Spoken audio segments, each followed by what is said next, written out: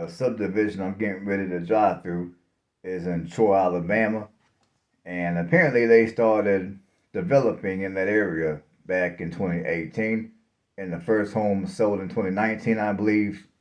And right now, you can buy a home for as low as $257,000. And again, this is in the Oak Park subdivision in Troy, Alabama. If you're interested in buying a home in this area, in that area.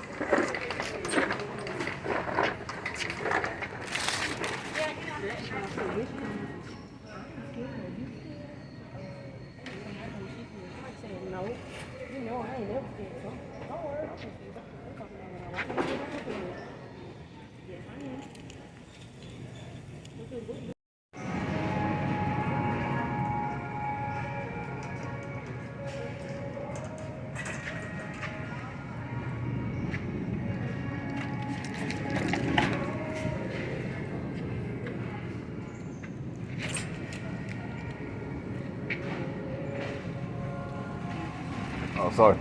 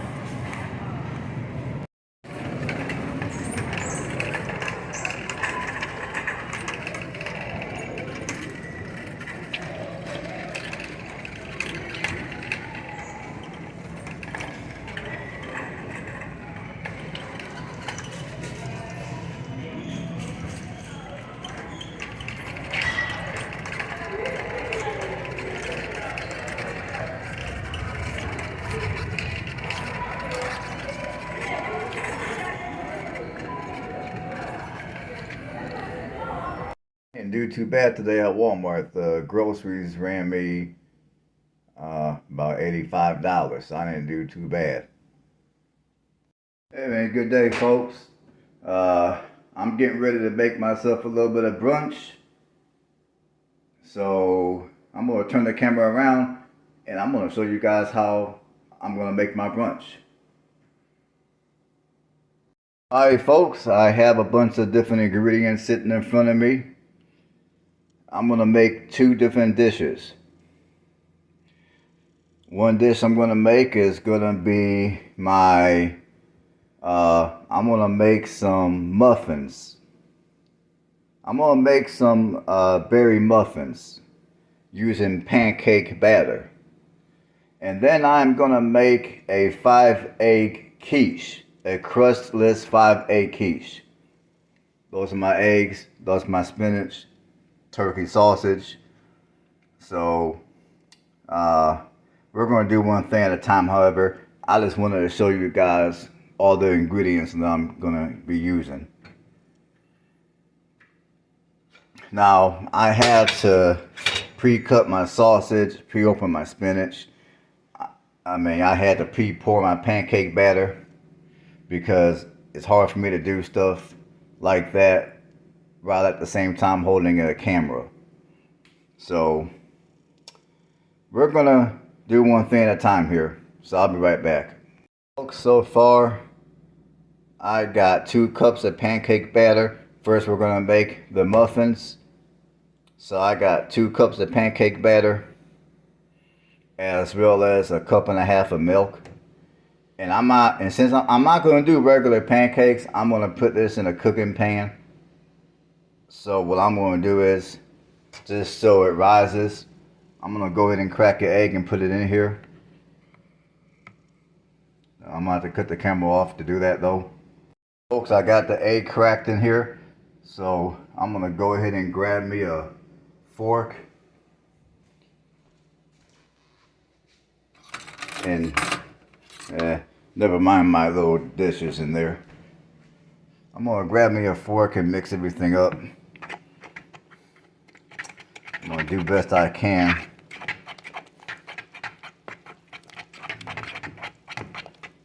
Let's see here. And I never made this before. This is my very first time making this particular recipe. In fact, it's not even a recipe that you're gonna find anywhere. This is something I just kind of made up. And most of the stuff I make, typically I don't follow recipes. I kind of make my own stuff up and then just keep it going. So I'm just trying to mix all this in real good.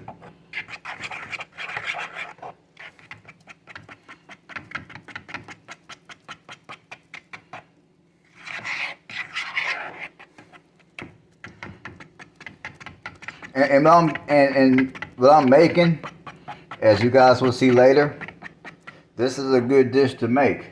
So if you wake up, you're hungry, you got a little bit of spare time, and maybe you don't want to blow all your money going out to eat.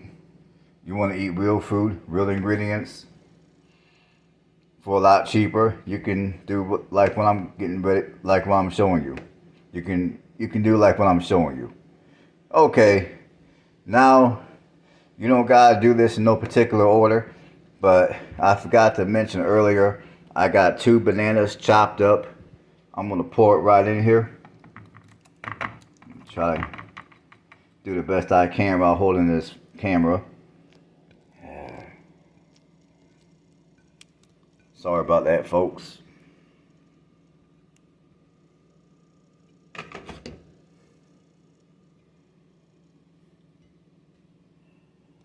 Alrighty, I got 2 bananas, and now I'm gonna go ahead and I'm gonna pour a bunch of fruit in here. I got my favorite mixed fruit: cherries, blueberries, and strawberries. I got the generic brand Great Value from Walmart.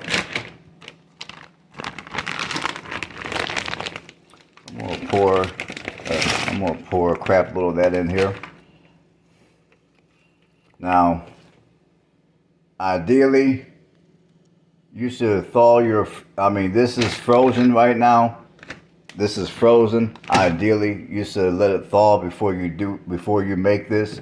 But, oh well, I'm hungry, I'm in a hurry, and I'm gonna go ahead and put this together. And if I gotta cook it a little longer in the oven, so be it. So, but ideally, you should let it thaw before you do this. So again, I'm gonna stir this real good. So I'm gonna cut off the camera so I can stir real good. I stirred it real good.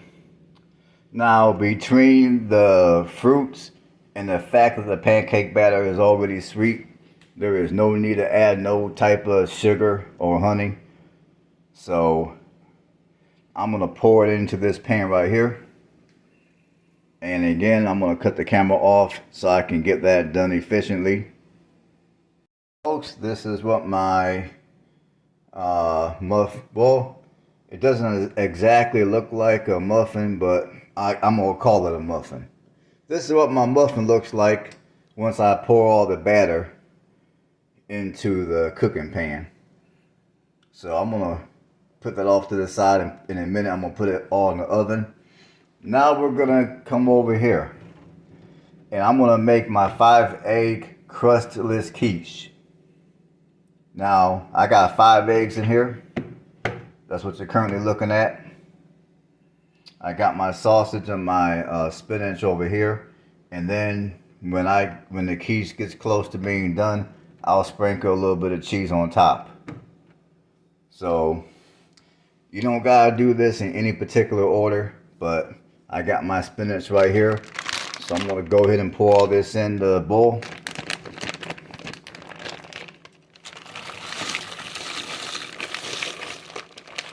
And again, some of you might want to go ahead and thaw your spinach out before pouring it in like this. Now, I find it easier to pour the spinach in while it's still frozen, because the spinach is frozen. But fortunately with spinach, it doesn't take long for it to thaw. And I find it much easier to pour spinach when it's frozen. So I'm gonna cut this phone off for a minute, that way I can pour this in more efficiently. I got my spinach poured in, and I have already stirred it up a little bit, and I'm gonna stir it up more in a little bit here. Now I'm gonna go ahead, and I got some sea salt. So I'm gonna put some salt in here because I like salt in my eggs. Now I'm gonna go ahead.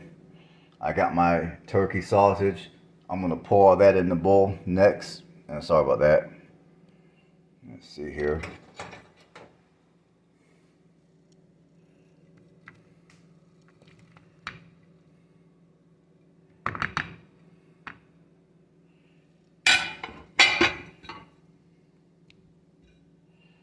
Now I'm gonna cut the phone off again so I can stir it up real good. And then I'm gonna pour it in this pan right here. I got it poured into my pan. Now I had to switch pans. Now this pan is a little smaller than the one I had a second ago. The other one was too big. So this is what my 5-egg crustless quiche looked like. Before I cook it obviously. I'm gonna try to spread the sausage out a little bit more even here.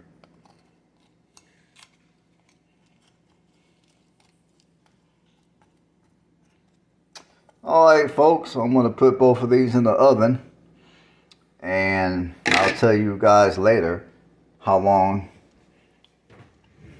all of this took to cook.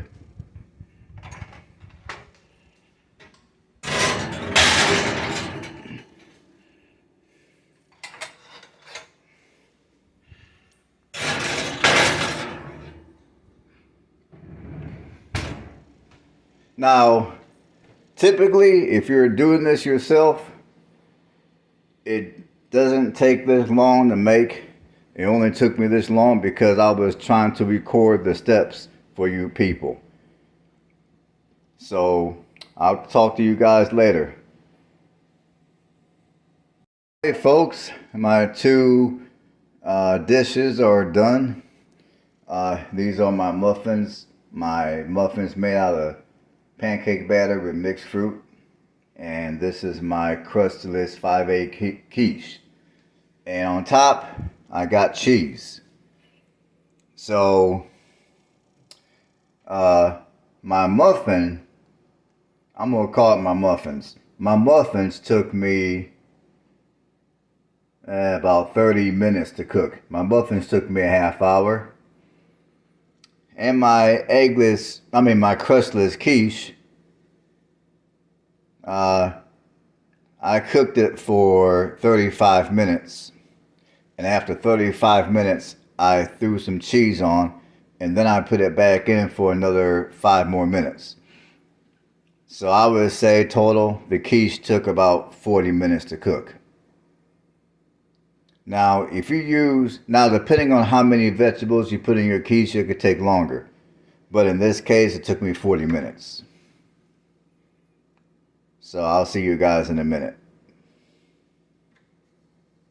Alright folks, the food is done. I'm gonna do a taste test here.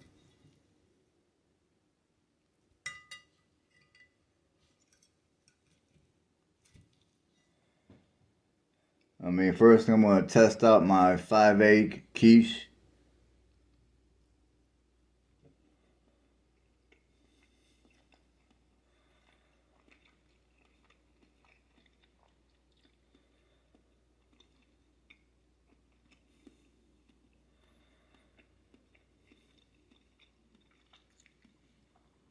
Okay, I'm pleased with the quiche. Now I'm going to taste the muffin.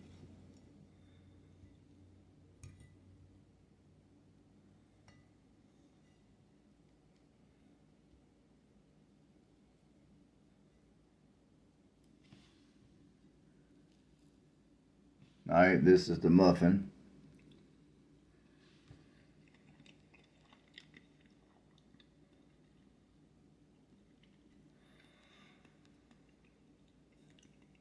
Now for the muffin, I'm pleased with the muffin. But as far as it goes for the muffin, I forgot to mention this. You can either put some syrup on top of it. 'Cause I know many people don't eat pancakes without syrup. Or in my case, I would put a little bit of honey on top of it.